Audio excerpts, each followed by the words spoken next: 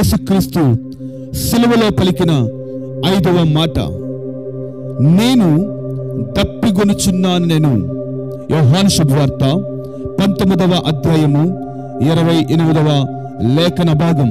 ఇది శ్రమవాక్కు, ఎటువంటి సందేహము లేదు.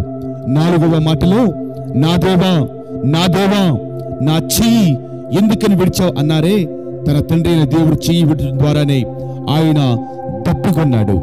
బైబిల్ ఇలా ఉంటుంది. కీర్తన భాగం 63వ అధ్యాయము 1-2 వచనాలు.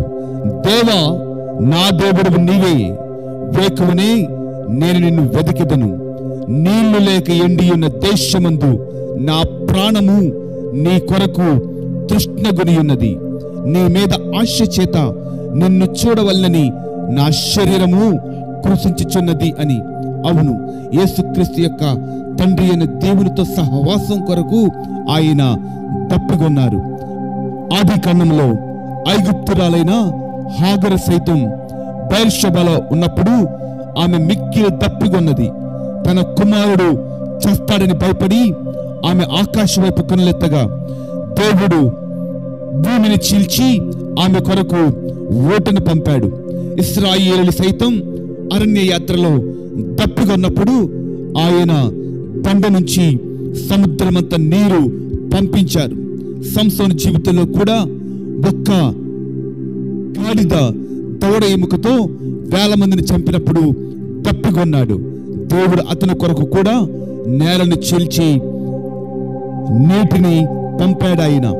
ఈరోజు నీ జీవితంలో ఎటువంటి తప్పికతో ఉన్నాం, మరలా ప్రభు సన్నిధికి వచ్చి, ప్రభువా నీ సన్నిధి గురించి తప్పికొనుచున్నాను, నీ మాట వినాలని తప్పికొనుచున్నాను, నిన్ను చూడాలని తప్పికొనుచున్నాను, నీ ద్వారా బలము పొందాలని తప్పికొనుచున్నాను, నీ సహవాసం కొరకు తప్పికొనుచున్నాను అని చెప్పి వచ్చినట్లయితే, ప్రభు అయిన యేసుక్రీస్తు పర్ణశాల పండుగలో పలికిన మాట, ఎవరైనను దప్పిగొనిన ఎడల నా యొద్దకు వచ్చి తన దప్పిక తీర్చుకొనవలెను.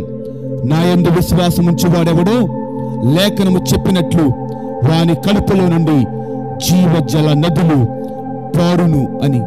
యోహాను శుభవార్త 7వ అధ్యాయము 37వ వచన భాగం. ఈ రోజున ఆయన యొద్దకు వచ్చినట్లయితే ఆయన దప్పిక తీర్చి క్షేమాన్ని దయచేయగలడు. అట్టి కృప దేవుడు అనుగ్రహించునుగాక. ఆమేన్.